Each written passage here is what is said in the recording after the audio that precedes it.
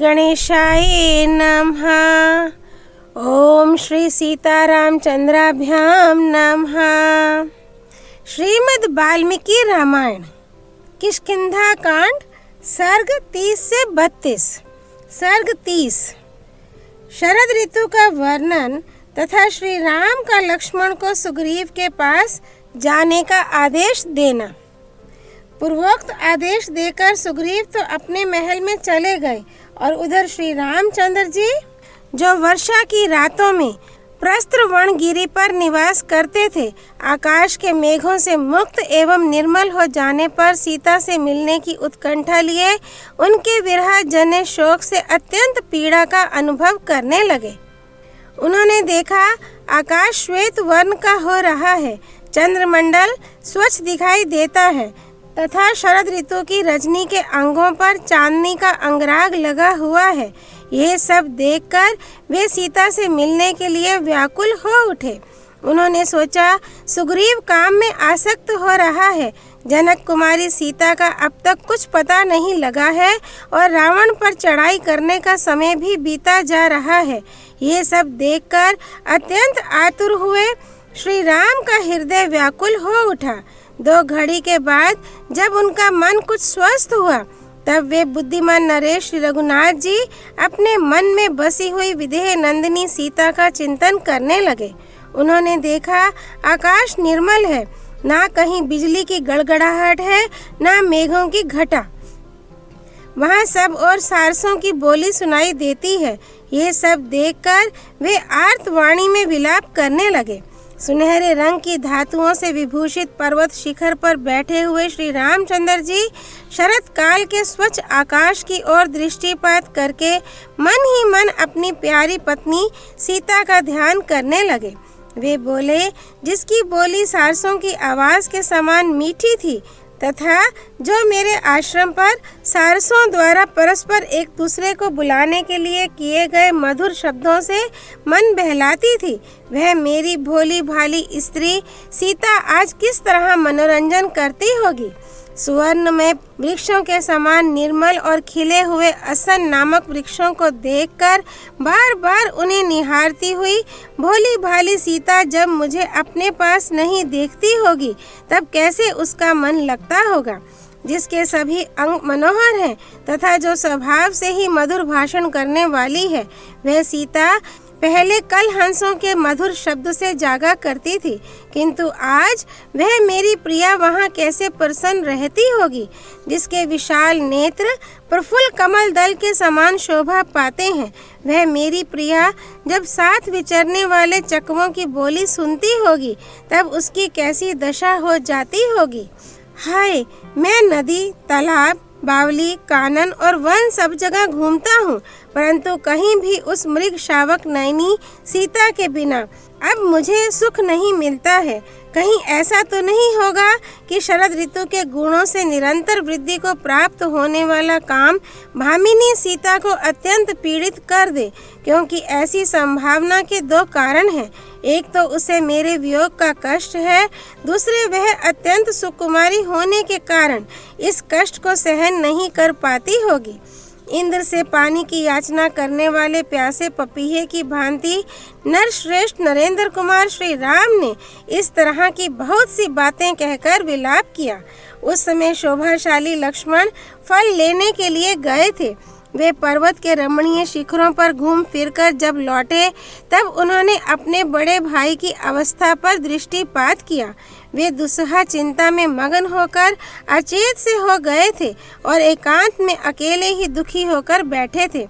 उस समय मनस्वी सुमित्रा कुमार लक्ष्मण ने जब उन्हें देखा तब वे तुरंत ही भाई के विषाद से अत्यंत दुखी हो गए और उनसे इस प्रकार बोले, अरे, इस प्रकार काम के अधीन होकर अपने पौरुष का तिरस्कार करने से, पराक्रम को भूल जाने से क्या लाभ होगा।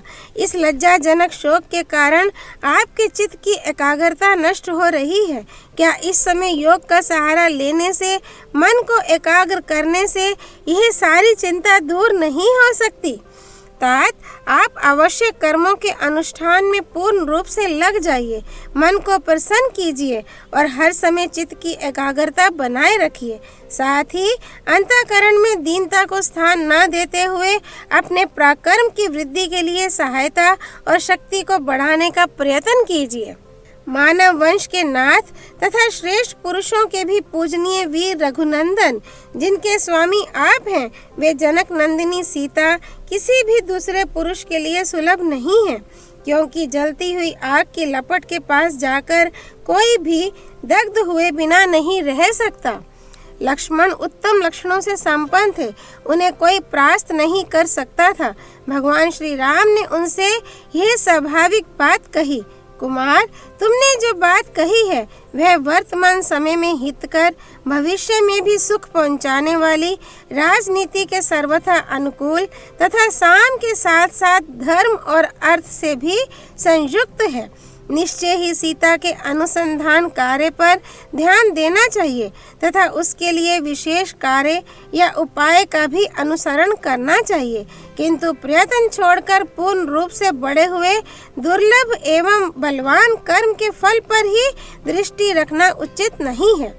तदनंतर प्रफुल्ल कमल दल के समान नेत्र वाली मिथिलेश कुमारी सीता का बार बार चिंतन करते हुए श्री रामचंद्र जी लक्ष्मण को संबोधित करके सूखे हुए उदास मुंह से बोले, सुमित्रा नंदन, सहस्त्र नेत्रधारी इंद्र इस पृथ्वी को जल से तृप्त करके यहाँ के अनाजों को पकाकर अब कृतकृत्य हो गए हैं।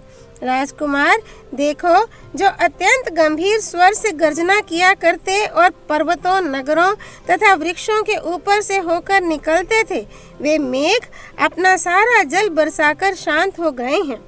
नील कमल दल के समान श्याम वर्ण वाले मेघ 10 दिशाओं को श्याम बनाकर मद रहित गजराजों के समान वेग शून्य हो गए हैं, उनका वेग शांत हो गया है। सौम्य, जिनके भीतर जल विद्यमान था तथा जिनमें कुट्टज और अर्जुन के फूलों की सुगंध भरी हुई थी, वे अत्यंत वेगशाली झंझावात उमड़ घुमड़ कर संपूर्ण दिशाओं में विचरण करके अब शांत हो गए हैं। निष्पाप लक्ष्मण, बादलों, हाथियों, मोरों और झरनों के शब्द इस समय सहसा शांत हो गए हैं। महान मेघों द्वारा बरसाए हुए जल से घुल जाने के कारण ये विचित्र शिखरों वाले पर्वत अत्यंत निर्मल हो गए हैं। इन्हें देखकर ऐसा जान पड़ता है मानो चंद्रमा की किरणों द्वारा इनके ऊपर सफेदी कर दी गई है। आज शरद ऋतु सप्तछत चितवन की डालियों में सूर्य, चंद्रमा और तारों की प्रभा में तथा श्रेष्ठ गजराजों की लीलाओं में अपनी शोभा बांटकर आई है। इस समय शरद काल के गुणों से संपन्न हुई लक्ष्मी यद्यपि अनेक आश्रयों में विभक्त होकर विचित्र शोभा धारण करती हैं, तथापि सूर्य की प्रथम किरणों से विकसित हुए कमल वनों में वे सबसे अधिक सुशोभित होती हैं। चितवन के फूलों की सुगंध धारण करने वाला शरद काल स्वभावतः वायु का अनुसरण कर रहा है। भ्रमरों के समूह उसके गुणगान कर रहे हैं। वह मार्ग के जल को सोखता और मतवाले हाथियों के दर्प को बढ़ाता हुआ अधिक शोभा पा रहा है। जिनके पंख सुंदर और विशाल हैं, जिन्हें काम क्रीड़ा अधिक प्रिय है, जिनके ऊपर कमलों के पराग बिखरे हुए हैं, जो बड़ी बड़ी नदियों के तटों पर उतरे हैं और मानसरोवर से साथ ही आए हैं, उन चक्रवाकों के साथ हंस क्रीड़ा कर रहे हैं। मदमत गजराजों में, दर्प भरे वृषभों के समूहों में तथा स्वच्छ जल वाली सरिताओं में नाना रूपों में विभक्त हुई लक्ष्मी विशेष शोभा पा रही है। आकाश को बादलों से सुने हुआ देख वनों में पंख रूपी आभूषणों का परित्याग करने वाले मोर अपनी प्रियतमाओं से विरक्त हो गए हैं। उनकी शोभा नष्ट हो गई है और वे आनंद शून्य हो ध्यान मगन होकर बैठे हैं। वन के भीतर बहुत से असन नामक वृक्ष खड़े हैं, जिनकी डालियों के अग्रभाग फूलों के अधिक भार से झुक गए हैं। उन पर मनोहर सुगंध छा रही है। वे सभी वृक्ष सुवर्ण के समान गौर तथा नेत्रों को आनंद प्रदान करने वाले हैं। उनके द्वारा वन प्रांत प्रकाशित से हो रहे हैं। जो अपनी प्रियतमाओं के साथ विचरते हैं, जिन्हें कमल के पुष्प तथा वन अधिक प्रिय हैं, जो चितवन के फूलों को सूंघकर उन्मत्त हो उठे हैं, जिनमें अधिक मद है तथा जिन्हें मद जनित काम भोग की लालसा बनी हुई है, उन गजराजों की गति आज मंद हो गई है। इस समय आकाश का रंग शान पर चढ़े हुए शस्त्र की धार के समान स्वच्छ दिखाई देता है। नदियों के जल मंद गति से प्रवाहित हो रहे हैं। श्वेत कमल की सुगंध लेकर शीतल मंद वायु चल रही है।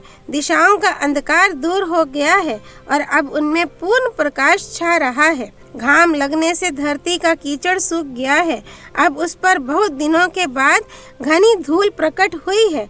परस्पर वैर रखने वाले राजाओं के लिए युद्ध के निमित्त उद्योग करने का समय अब आ गया है। शरद ऋतु के गुणों ने जिनके रूप और शोभा को बढ़ा दिया है, जिनके सारे अंगों पर धूल छा रही है, जिनके मद की अधिक वृद्धि हुई है तथा जो युद्ध के लिए लुभाए हुए हैं, वे सांड इस समय गौओं के बीच में खड़े होकर अत्यंत हर्षपूर्वक हंकड़ रहे हैं। जिसमें काम भाव का उदय हुआ है, इसीलिए जो अत्यंत तीव्र अनुराग से युक्त है और अच्छे कुल में उत्पन्न हुई है, वह मंद गति से चलने वाली हथिनी वनों में जाते हुए अपने मदमत स्वामी को घेर कर उसका अनुगमन करती है। अपने आभूषण रूप श्रेष्ठ पंखों को त्याग कर नदियों के तटों पर आए हुए मोर मानो सारस समूहों की फटकार सुनकर दुखी और खिंचित हो पीछे लौट जाते हैं।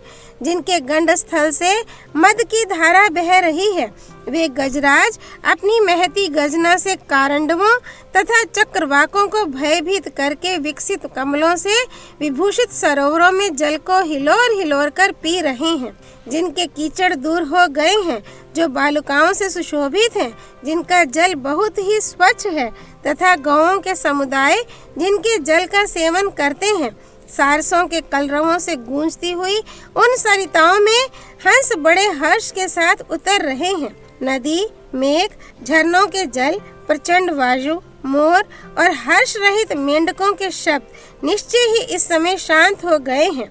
नूतन मेघों के उदित होने पर जो चिरकाल से बिलों में छिपे बैठे थे, जिनकी शरीर यात्रा नष्ट प्राय हो गई थी और इस प्रकार जो मृतवत हो रहे थे, वे भयंकर विष वाले बहुरंगे सर्प भूख से पीड़ित होकर अब बिलों से बाहर निकल रहे हैं। शोभाशाली चंद्रमा की किरणों के स्पर्श से होने वाले हर्ष के कारण जिसके तारे किंचित प्रकाशित हो रहे हैं, अथवा प्रियतम के कर स्पर्श जनित हर्ष से जिसके नेत्रों की पुतली किंचित खिल उठी है, वह राग युक्त संध्या अथवा अनुराग भरी नायिका स्वयं ही अंबर, आकाश अथवा वस्त्र का त्याग कर रही है। ये कैसे आश्चर्य की बात है।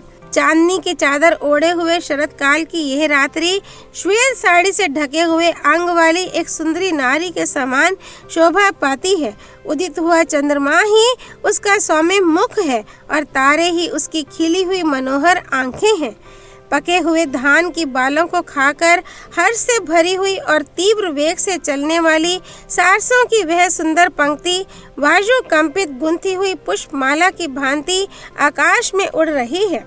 कुमुद के फूलों से भरा हुआ उस महान तालाब का जल जिसमें एक हंस सोया हुआ है, ऐसा जान पड़ता है मानो रात के समय बादलों के आवरण से रहित आकाश सब और छिटके हुए तारों से व्याप्त होकर पूर्ण चंद्रमा के साथ शोभा पा रहा हो। सब और बिखरे हुए हंस ही जिनकी फैली हुई मेखला करधनी है, जो खिले हुए कमलों और उत्पलों की मालाएं धारण करती हैं। उन उत्तम बावड़ियों की शोभा आज वस्त्राभूषणों से विभूषित हुई सुंदरी वनिताओं के समान हो रही है।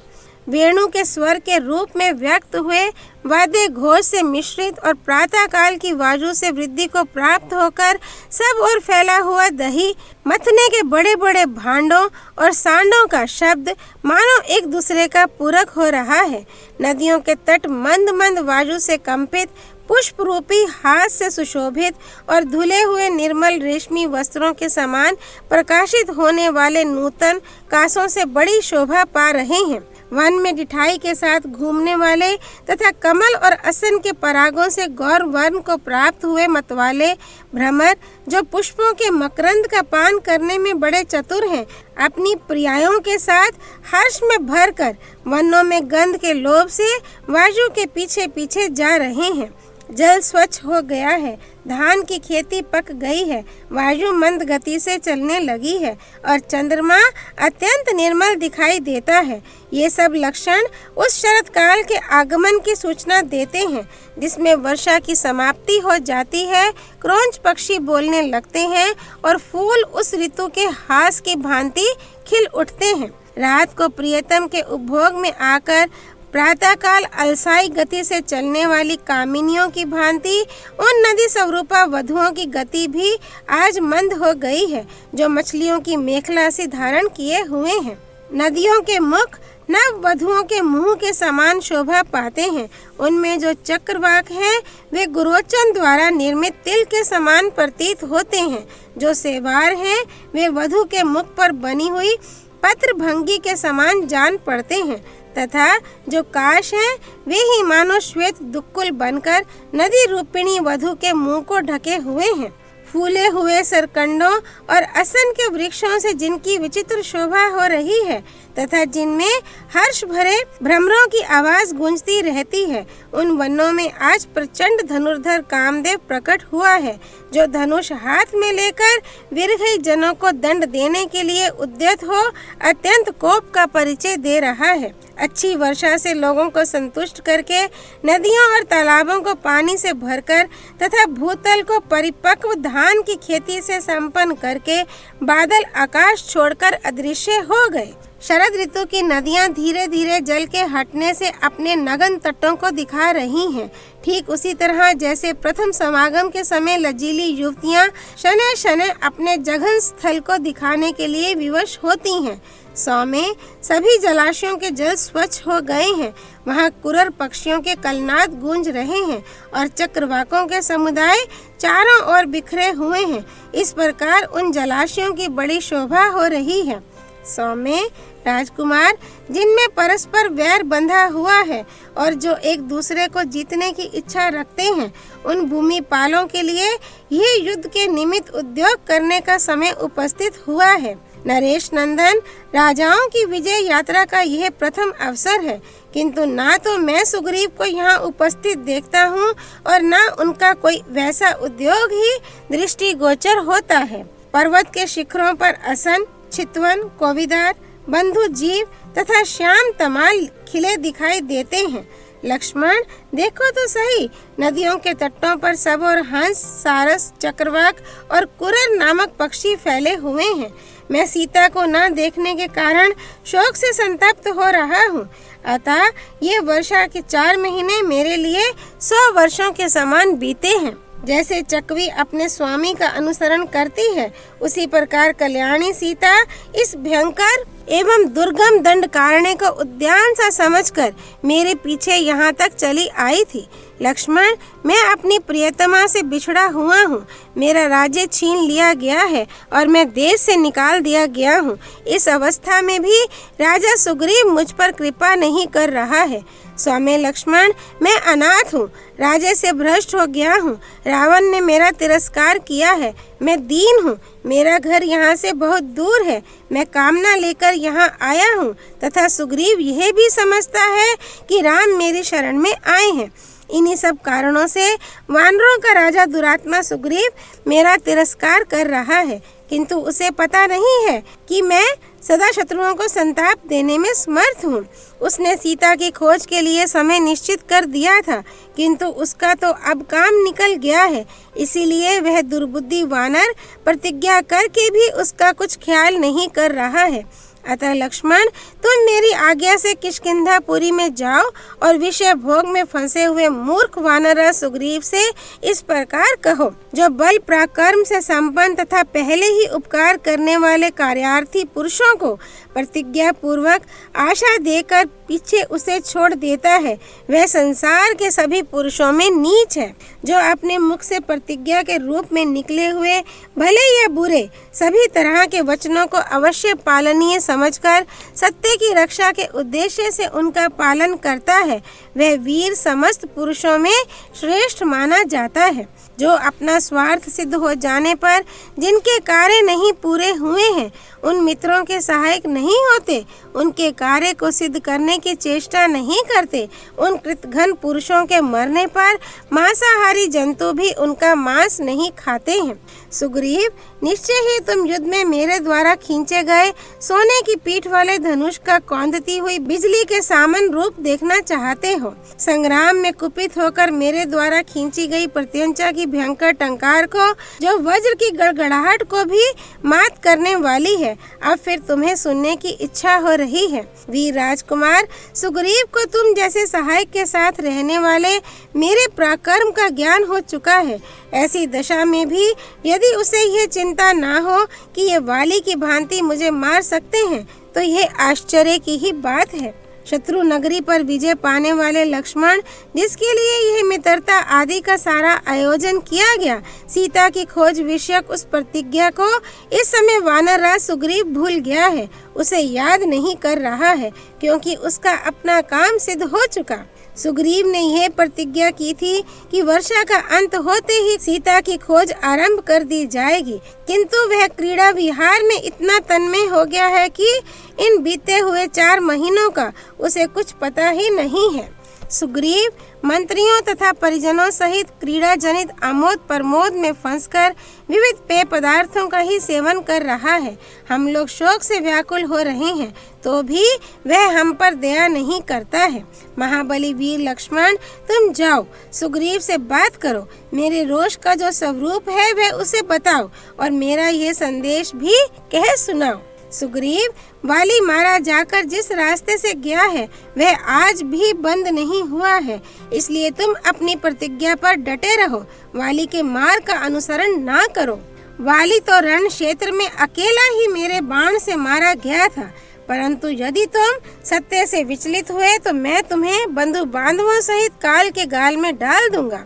पुरुष परवर नरश्रेष्ठ लक्ष्मण, जब इस तरह कार्य बिगड़ने लगे, ऐसे अवसर पर और भी जो बातें कहनी उचित हो, जिनके कहने से अपना हित होता हो, वे सब बातें कहना। जल्दी करो, क्योंकि कार्य आरंभ करने का समय बीता जा रहा है। सुग्रीव से कहो, वानरराज, तुम सनातन धर्म पर दृष्टि रखकर अपनी की हुई प्रतिज्ञा को सत्य कर दिखाओ, अन्यथा ऐसा न हो कि तुम्हें आज ही मेरे बाणों से प्रेरित हो प्रेत भाव को प्राप्त होकर यमलोक में वाली का दर्शन करना पड़े। मानव वंश की वृद्धि करने वाले उग्र तेजस्वी लक्ष्मण ने जब अपने बड़े भाई को दुखी, बड़े हुए तीव्र रोष से युक्त तथा अधिक बोलते देखा, तब वानरराज सुग्रीव के प्रति कठोर भाव धारण कर लिया। श्री वाल्मीकि निर्मित आर्ष रामायण आदि काव्य के किष्किंधा कांड में 30वां सर्ग पूरा हुआ। सर्ग 31। सुग्रीव पर लक्ष्मण का रोष, श्री राम का उन्हें समझाना, लक्ष्मण का किष्किंधा के द्वार पर जाकर अंगद को सुग्रीव के पास भेजना, वानरों का भय तथा प्लक्ष और प्रभाव का सुग्रीव को कर्तव्य का उपदेश देना। श्री राम के छोटे भाई नरेंद्र कुमार लक्ष्मण ने उस समय सीता की कामना से युक्त, दुखी, उदार हृदय, शोकग्रस्त तथा बड़े हुए रोष वाले ज्येष्ठ भ्राता महाराज पुत्र श्री राम से इस प्रकार कहा, अरे सुग्रीव वानर है, वह श्रेष्ठ पुरुषों के लिए उचित सदाचार पर स्थिर नहीं रह सकेगा। सुग्रीव इस बात को भी नहीं मानता है कि अग्नि को साक्षी देकर श्री रघुनाथ जी के साथ मित्रता स्थापन रूप जो सत्कर्म किया गया है, उसी के फल से मुझे निष्कंटक राज्य भोग प्राप्त हुए हैं। अतः वह वानरों की राज्य लक्ष्मी का पालन एवं उपभोग नहीं कर सकेगा, क्योंकि उसकी बुद्धि मित्र धर्म के पालन के लिए अधिक आगे नहीं बढ़ रही है। सुग्रीव की बुद्धि मारी गई है, इसलिए वह विषय भोगों में आसक्त हो गया है। आपकी कृपा से जो उसे राज्य आदि का लाभ हुआ है, उस उपकार का बदला चुकाने की उसकी नियत नहीं है। अतः अब वह भी मारा जाकर अपने बड़े भाई वीरवर वाली का दर्शन करे। ऐसे गुणहीन पुरुष को राज्य नहीं देना चाहिए। मेरे क्रोध का वेग बढ़ा हुआ है, मैं इसे रोक नहीं सकता। असत्यवादी सुग्रीव को आज ही मारे डालता हूँ। अब वाली कुमार अंगद ही राजा होकर प्रधान वानर वीरों के साथ राजकुमारी सीता की खोज करे। यूं कहकर लक्ष्मण धनुष बाण हाथ में ले बड़े वेग से चल पड़े। उन्होंने अपने जाने का प्रयोजन स्पष्ट शब्दों में निवेदन कर दिया था। युद्ध के लिए उनका प्रचंड कोप बढ़ा हुआ था तथा वे क्या करने जा रहे हैं इस पर उन्होंने अच्छी तरह विचार नहीं किया था। उस समय विपक्षी वीरों का संहार करने वाले श्री रामचंद्र जी ने उन्हें शांत करने के लिए ये अनुनय युक्त बात कही। सुमित्रा नंदन, तुम जैसे श्रेष्ठ पुरुष को संसार में ऐसा मित्रवध रूप निश्चित आचरण नहीं करना चाहिए। जो उत्तम विवेक के द्वारा अपने क्रोध को मार देता है वह वीर समस्त पुरुषों में श्रेष्ठ है। लक्ष्मण, तुम सदाचारी हो, तुम्हें इस प्रकार सुग्रीव के मारने का निश्चय नहीं करना चाहिए। उसके प्रति जो तुम्हारा प्रेम था उसी का अनुसरण करो और उसके साथ पहले जो मित्रता की गई है उसे निभाओ। तुम्हें सांत्वना पूर्ण वाणी द्वारा कटु वचनों का परित्याग करते हुए सुग्रीव से इतना ही कहना चाहिए कि तुमने सीता की खोज के लिए जो समय नियत किया था वह बीत गया, फिर भी चुप क्यों बैठे हो। अपने बड़े भाई के इस प्रकार यथोचित रूप से समझाने पर शत्रु वीरों का संहार करने वाले पुरुष परवर वीर लक्ष्मण ने किष्किंधापुरी में प्रवेश करने का विचार किया। भाई के प्रिय और हित में तत्पर रहने वाले शुभ बुद्धि से युक्त बुद्धिमान लक्ष्मण रोष में भरे हुए ही वानरराज सुग्रीव के भवन की ओर चले। उस समय वे इंद्रधनुष के समान तेजस्वी, काल और अनंत के समान भयंकर तथा पर्वत शिखर के समान विशाल धनुष को हाथ में लेकर श्रृंग सहित मंदराचल के समान जान पड़ते थे। श्री राम के अनुज लक्ष्मण अपने बड़े भाई की आज्ञा का यथोक्त रूप से पालन करने वाले तथा बृहस्पति के समान बुद्धिमान थे। वे सुग्रीव से जो बात कहते सुग्रीव उसका जो कुछ उत्तर देते और उस उत्तर का भी ये जो कुछ उत्तर देते उन सबको अच्छी तरह समझ बूझकर वहां से प्रस्थित हुए थे। सीता की खोज विषयक जो श्री राम की कामना थी और सुग्रीव की असावधानी के कारण उसमें बाधा पड़ने से जो उन्हें क्रोध हुआ था, उन दोनों के कारण लक्ष्मण की भी क्रोधा अग्नि भड़क उठी थी। उस क्रोधा अग्नि से घिरे हुए लक्ष्मण सुग्रीव के प्रति प्रसन्न नहीं थे। वे उसी अवस्था में वायु के समान वेग से चले। उनका वेग ऐसा बढ़ा हुआ था कि वे मार्ग में मिलने वाले साल, ताल और अश्वकर्ण नामक वृक्षों को उसी वेग से बलपूर्वक गिराते तथा पर्वत शिखरों एवं अन्य वृक्षों को उठा उठाकर दूर फेंकते जाते थे। शीघ्रगामी हाथी के समान अपने पैरों की ठोकर से शिलाओं को चूर चूर करते और लंबी लंबी डग्गे भरते हुए वे कार्यवश बड़ी तेजी के साथ चले। इक्ष्वाकु कुल के सिंह लक्ष्मण ने निकट जाकर वानर सुग्रीव की विशाल पुरी किष्किंधा देखी, जो पहाड़ों के बीच में बसी हुई थी। वानर सेना से व्याप्त होने के कारण वे पूरी दूसरों के लिए दुर्गम थी। उस समय लक्ष्मण के ओष्ठ सुग्रीव के प्रति रोष से फड़क रहे थे। उन्होंने किष्किंधा के पास बहुतेरे भयंकर वानरों को देखा जो नगर के बाहर विचर रहे थे।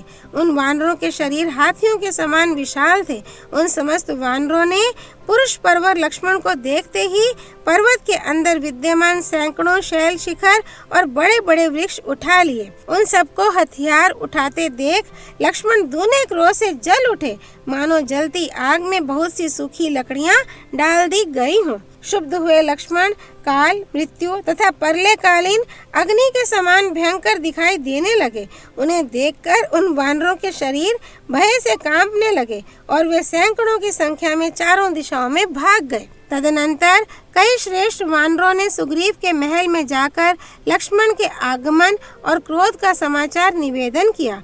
उस समय काम के अधीन हुए वानरराज सुग्रीव भोगासक्त हो तारा के साथ थे, इसलिए उन्होंने उन श्रेष्ठ वानरों की बातें नहीं सुनी। तब सचिव की आज्ञा से पर्वत, हाथी और मेघ के समान विशालकाय वानर जो रोंगटे खड़े कर देने वाले थे नगर से बाहर निकले। वे सबके सब वीर थे, नख और दांत ही उनके आयुध थे।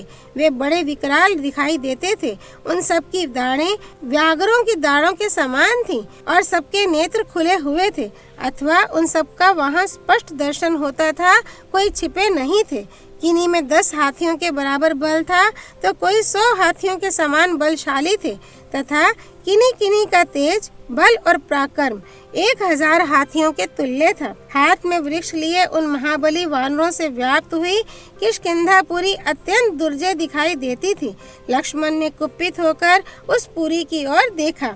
तदनंतर वे सभी महाबली वानर पुरी की चारदीवारी और खाई के भीतर से निकलकर प्रकट रूप से सामने आकर खड़े हो गए। आत्मसंयमी वीर लक्ष्मण सुग्रीव के प्रमाद तथा अपने बड़े भाई के महत्वपूर्ण कार्य पर दृष्टिपात करके पुनः वानर राज के प्रति क्रोध के वशीभूत हो गए।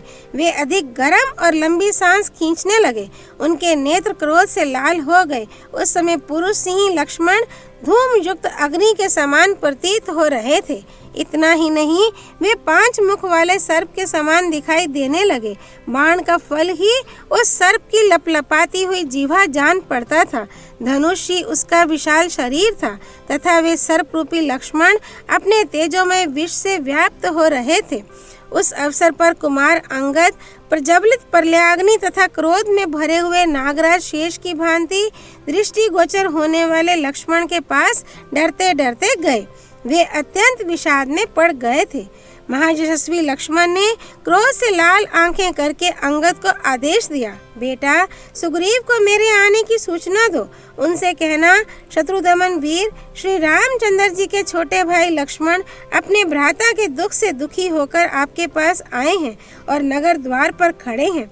वानरराज, यदि आपकी इच्छा हो तो उनकी आज्ञा का अच्छी तरह पालन कीजिए।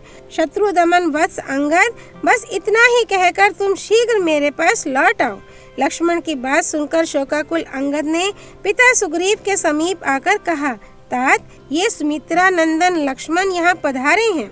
अब इसी बात को कुछ विस्तार के साथ कहते हैं। लक्ष्मण की कठोर वाणी से अंगद के मन में बड़ी घबराहट हुई। उनके मुख पर अत्यंत दीनता छा गई। उन वेगशाली कुमार ने वहां से निकलकर पहले वानरराज सुग्रीव के, फिर तारा तथा रुमा के चरणों में प्रणाम किया। उग्र तेज वाले अंगद ने पहले तो पिता के दोनों पैर पकड़े, फिर अपनी माता तारा के दोनों चरणों का स्पर्श किया। तदनंतर रुमा के दोनों पैर दबाए। इसके बाद पूर्वोक्त बात कही, किंतु सुग्रीव मदमत एवं काम से मोहित होकर पड़े थे। निद्रा ने उनके ऊपर पूरा अधिकार जमा लिया था, इसलिए वे जाग ना सके।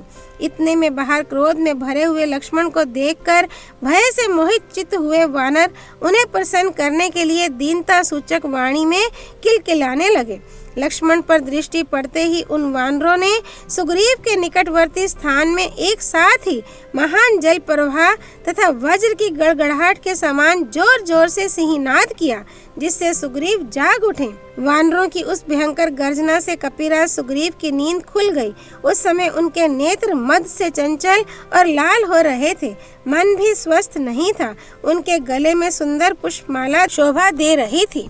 अंगद की पूर्वोक्त बात सुनकर उन्हीं के साथ आए हुए 2 मंत्री प्लक्ष और प्रभाव ने भी, जो वानरराज के सम्मान पात्र और उदार दृष्टि वाले थे तथा राजा को अर्थ और धर्म के विषय में ऊंच नीच समझाने के लिए नियुक्त थे, लक्ष्मण के आगमन की सूचना दी। राजा के निकट खड़े हुए उन दोनों मंत्रियों ने देवराज इंद्र के समान बैठे हुए सुग्रीव को खूब सोच विचार कर निश्चित किए हुए सार्थक वचनों द्वारा प्रसन्न किया और इस प्रकार कहा, राजन, महाभाग श्री राम और लक्ष्मण दोनों भाई सत्य प्रतिज्ञ हैं। वे वास्तव में भगवत स्वरूप हैं। उन्होंने स्वेच्छा से मनुष्य शरीर धारण किया है। वे दोनों समस्त त्रिलोकी का राज्य चलाने के योग्य हैं। वे ही आपके राज्य दाता हैं। उनमें से एक वीर लक्ष्मण हाथ में धनुष लिए किष्किंधा के दरवाजे पर खड़े हैं, जिनके भय से कांपते हुए वानर जोर जोर से चीख रहे हैं।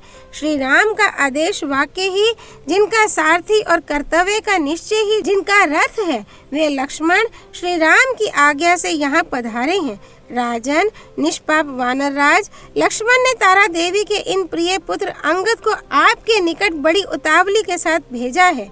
वानरपते, प्राकर्मी लक्ष्मण क्रोध से लाल आंखें किए नगर द्वार पर उपस्थित हैं और वानरों की ओर इस तरह देख रहे हैं मानो वे अपनी नेत्राग्नि से उन्हें दग्ध कर डालेंगे। महाराज, आप शीघ्र चलें तथा पुत्र और बंधु बांधवों के साथ उनके चरणों में मस्तक नवावें और इस प्रकार आज उनका रोष शांत करें।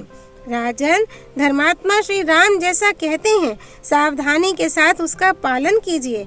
आप अपनी दी हुई बात पर अटल रहिए और सत्य प्रतिज्ञ बनिए। श्री वाल्मीकि निर्मित आर्ष रामायण आदि काव्य के किष्किंधा कांड में 31वां सर्ग पूरा हुआ। सर्ग 32। हनुमान जी का चिंतित हुए सुग्रीव को समझाना। मंत्रियों सहित अंगद का वचन सुनकर और लक्ष्मण के कुपित होने का समाचार पाकर मन को वश में रखने वाले सुग्रीव आसन छोड़कर खड़े हो गए। वे मंत्रणा कर्तव्य विषयक विचार के परिनिष्ठित विद्वान होने के कारण मंत्र प्रयोग में अत्यंत कुशल थे। उन्होंने श्री रामचंद्र जी की महत्ता और अपनी लघुता का विचार करके मंत्रज्ञ मंत्रियों से कहा, मैंने ना तो कोई अनुचित बात मुंह से निकाली है और ना कोई बुरा काम ही किया है। फिर श्री रघुनाथ जी के भ्राता लक्ष्मण मुझ पर कुपित क्यों हुए हैं? इस बात पर मैं बारंबार विचार करता हूँ। जो सदा मेरे छिद्र देखने वाले हैं तथा जिनका हृदय मेरे प्रति शुद्ध नहीं है, उन शत्रुओं ने निश्चय ही श्री रामचंद्र जी के छोटे भाई लक्ष्मण से मेरे ऐसे दोष सुनाए हैं जो मेरे भीतर कभी प्रकट नहीं हुए थे। लक्ष्मण के कोप के विषय में पहले तुम सब लोगों को धीरे धीरे कुशलता पूर्वक उनके मनोभाव का विधिवत निश्चय कर लेना चाहिए, जिससे उनके कोप के कारण का यथार्थ रूप से ज्ञान हो जाए। अवश्य ही मुझे लक्ष्मण से तथा श्री रघुनाथ जी से कोई भय नहीं है, तथापि बिना अपराध के कुपित हुआ मित्र हृदय में घबराहट उत्पन्न कर ही देता है। किसी को मित्र बना लेना सर्वथा सुकर है, परंतु उस मैत्री को पालना या निभाना बहुत ही कठिन है, क्योंकि मन का भाव सदा एक सा नहीं रहता। किसी के द्वारा थोड़ी सी भी चुगली कर दी जाने पर प्रेम में अंतर आ जाता है। इसी कारण मैं और भी डर गया हूँ, क्योंकि महात्मा श्री राम ने मेरा जो उपकार किया है उसका बदला चुकाने की मुझ में शक्ति नहीं है। सुग्रीव के ऐसा कहने पर वानरों में श्रेष्ठ हनुमान जी अपनी युक्ति का सहारा लेकर वानर मंत्रियों के बीच में बोले, कपिराज, मित्र के द्वारा अत्यंत स्नेह पूर्वक किए गए उत्तम उपकार को जो आप भूल नहीं रहे हैं, इसमें सर्वथा कोई आश्चर्य की बात नहीं है, क्योंकि अच्छे पुरुषों का ऐसा स्वभाव ही होता है। वीरवा श्री रघुनाथ जी ने तो लोकापवाद के भय को दूर हटाकर आपका प्रिय करने के लिए इंद्र तुल्य पराक्रमी वाली का वध किया है, अतः वे निस्संदेह आप पर कुपित नहीं है। श्री रामचंद्र जी ने शोभा संपत्ति की वृद्धि करने वाले अपने भाई लक्ष्मण को जो आपके पास भेजा है, इसमें सर्वथा आपके प्रति उनका प्रेम ही कारण है। समय का ज्ञान रखने वालों में श्रेष्ठ कपिराज, आपने सीता की खोज के लिए जो समय निश्चित किया था, उसे आप इन दिनों प्रमाद में पड़ जाने के कारण भूल गए हैं। देखिए ना, ये सुंदर शरद ऋतु आरंभ हो गई है, जो खिले हुए चितवन के फूलों से श्याम वर्ण की प्रतीत होती है। आकाश में अब बादल नहीं रहे, ग्रह नक्षत्र निर्मल दिखाई देते हैं, संपूर्ण दिशाओं में प्रकाश छा गया है तथा नदियों और सरोवरों के जल पूर्णतः स्वच्छ हो गए हैं। वानराज, राजाओं के लिए विजय यात्रा की तैयारी करने का समय आ गया है, किंतु आपको कुछ पता ही नहीं है। इससे स्पष्ट प्रतीत होता है कि आप प्रमाद में पड़ गए हैं, इसीलिए लक्ष्मण यहाँ आए हैं। महात्मा श्री रामचंद्र जी की पत्नी का अपहरण हुआ है, इसलिए वे बहुत दुखी हैं। अतः यदि लक्ष्मण के मुख से उनका कठोर वचन भी सुनना पड़े तो आपको चुपचाप सह लेना चाहिए।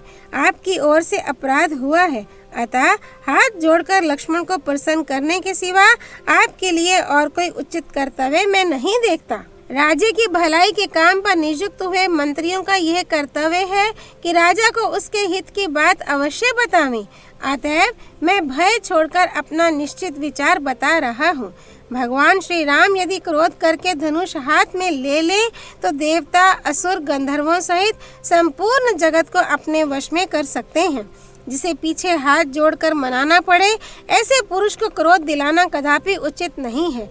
विशेषतः वह पुरुष जो मित्र के किए हुए पहले उपकार को याद रखता हो और कृतज्ञ हो, इस बात का अधिक ध्यान रखे। राजन, इसलिए आप पुत्र और मित्रों के साथ मस्तक झुकाकर उन्हें प्रणाम कीजिए और अपनी प्रतिज्ञा पर अटल रहिए। जैसे पत्नी अपने पति के वश में रहती है, उसी प्रकार आप सदा श्री रामचंद्र जी के अधीन रहिए।